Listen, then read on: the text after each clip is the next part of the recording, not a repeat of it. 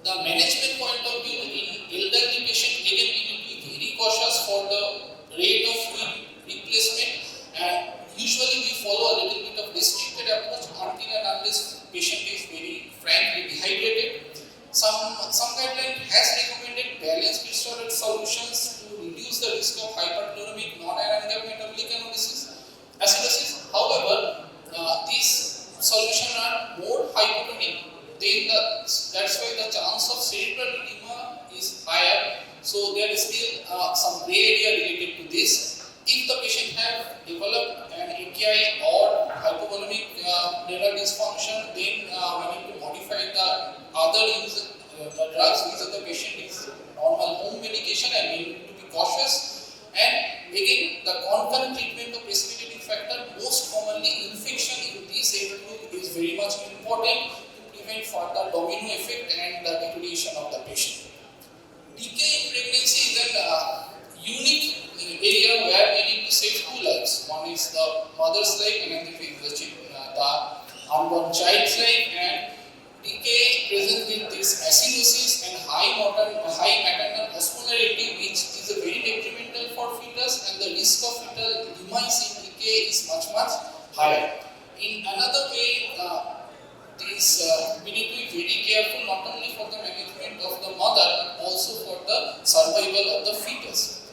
Pregnancy perhaps is a ketogenic state because of the risk increase in the insulin resistance because of the placental hormone, accelerated starvation, and that's why decay precipitated in the lower glucose level in pregnancy, and it progresses also more frequent, more rapidly. Mostly in today's world, we see the decay mainly in the type 1 patient in pregnancy, and for this reason we need to be very careful from the prevention point of view, because in pregnant patient for the lung maturation we have gynecologists use this prophylactic steroid, and that time we need to increase prophylactically the patient's usual dose of insulin, or we need to shift the patient to the variable rate insulin infusion. And for the patients specifically type 1 diabetic patient, those who are going with the trial of normal labor, administration of carbohydrate and concurrent insulin therapy is very much important during the active labor also. Otherwise, because of the prolonged fasting and lack of insulin, it can precipitate a episode of decay, specifically during labor, because it is a very high stressful condition for the mother. So for the treatment of decay in pregnancy, we need to be very cautious for the early recognition, immediate hospitalization, and concurrent management by the obstetrician as well as the physician. And management is more or less similar to the non-pregnant patient with an aggressive fluid management and insulin. We should look for the precipitating factors also, like the prolonged vomiting and intractable vomiting in case of hyperemesis gravidum in the early part of the pregnancy. And for the late pregnancy, like mostly more than 24 weeks of gestation, the fetal monitoring is must and it should be done properly. Now lastly, I will discuss for one or two atypical forms of decay. One is the euglycemic decay. So that means there is a diagnosis of decay. However, the glucose is less than the expected level, and we call it euglycemic if the CBG is less than 250 mg per dl. And these are the common causes of decay, of which ketogenic diet, pregnancy, SGLT2 inhibitor use, alcohol ingestion, these are the common that we see in our day-to-day clinical practice. And in this group of patients, we should be very cautious, specifically if the clinical symptoms of suggestive of decay in near lower glucose does not excuse the patient does not have a decay. SGLT inhibitor, because of multiple mechanisms, by increasing the glucagon level and increasing the ketogenesis from liver as well as reabsorption of the ketone bodies from the kidney, they have a higher risk of ketoacidosis. And usually, as this SGLT inhibitor causes renal glycosuria, the presentation is usually euglycemic rather than hypoglycemic. And among these patients, now whatever in the recent series they have seen that in the patient who are presenting decay in the elderly in the hospital, almost 8% they are attributed to the use of SGLT2. And for prevention of this euglycemic decay, the guidelines say that whenever the patient is having some elective surgery or planned invasive procedure, the SGLT2 inhibitor should at least be stopped at least 24 hours before surgery, and we should not stop or reduce the dose of insulin during that time, and regularly, like this patient who are on insulin inhibitor, we should discourage the diet which is very low in carbohydrate or like ketogenic diet. We should have a high clinical suspicion, and a glucose less than 250 mg per day should not be used to exclude decay, specifically in this high risk group of patient. In the patient who are already diagnosed as a euglycemic decay, the management is to discontinue SGLT2 inhibitor or other precipitating factor. Basic principle of treatment remains same. However, in this group of patient, as the glucose is on the lower side, so we need to use the fluid as a dextrose containing fluid, either 10D or 5D, and sometimes we need to reduce the FRI rate, and we need to continue the FRI till the ketosis is corrected.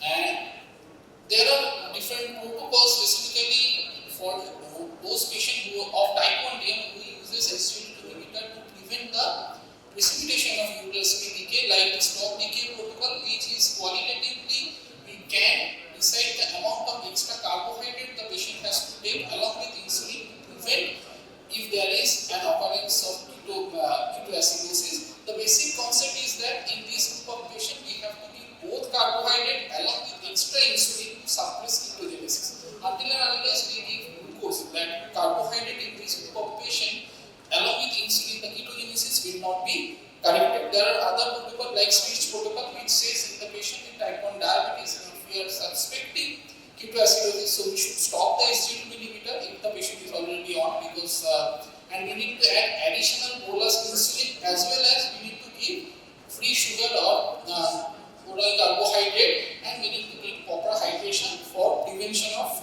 any episode of euglycemic decay. Another atypical form is the overlap between decay and the hyperhospital state. Normally, in elderly patient, in the case series, it has been shown that up to 30% of patient has been seen to having features of both decay and hyperhospital coma, and it is usually diagnosed with the features of decay, like there is marked hypovolemia, hyperketonemia, and metabolic acidosis, along with features of HHS like severe hyperglycemia and increased serum osmolarity. From the management point of view, in this group of patient, they usually require more IV fluid and aggressive hydration rather than the decay. And on the other hand, if you compare with the management protocol of HHS, in this group of patient, the insulin should be started early, like we start in decay with a higher rate of around 0.1 unit per kg per hour. In the case series, it has been said that this overlap group have a typical presentation of initial hyperkalemia. After that, after initiation of insulin, there is a tendency to go for the hypokalemic range. So that's why in this group of particularly this group of patient, like frequent monitoring of potassium and proper management for this electrolyte imbalance should be done. So now coming back to this patient is elderly and this patient is having multiple comorbidities. We had our working diagnosis of DKA because this patient having the features of DKA as well as the MINDAP was very high, it was around 24, on the background of a CKD and heart failure and probably neurosepsis. We do not know because we need to have some other pending investigation. The line of management is mostly that we should stabilize the patient, go for proper hemodynamic monitoring. We should be a little bit guarded when we are giving this IV fluid, and the rate and the type of IV fluid should be determined by the hemodynamic monitoring and the blood glucose level. In this group of patient, because this patient is already having heart failure, if the BPS is not improving even after proper hydration or intravascular volume checking, then we need to think of adding vasoactive agent rather than giving more fluid. IV insulin as per the protocol, however, a little bit of lower side dose because the patient creat is very high. Electrolyte monitoring is very much important, and we need not to forget the treatment of precipitating factor. Mostly here is an neurosepsis, and we should the proper antibiotic as per the institutional infection control protocol, and we need to modify the home medication accordingly, specifically if the patient already on SGLT2 inhibitor, because patient is already having ketoacidosis as well as patient is having urosepsis. So to take home message that management of decay is a common thing in our day-to-day practice, but we need to remember that one our size does not fit all, and there is impact of comorbidities. Specifically, we face real-world challenges that we face as a clinician rather than following the guidelines in a full complete manner. We need to modify treatment according to our need of the patient. High suspicion for diagnosis is very much important, and patient in special population like elderly, pregnancy, patient with comorbidity, we need to modify our treatment protocol, and we should not forget to search and do the precipitating factors. Thank you. Thank you for your patient hearing. These are the references like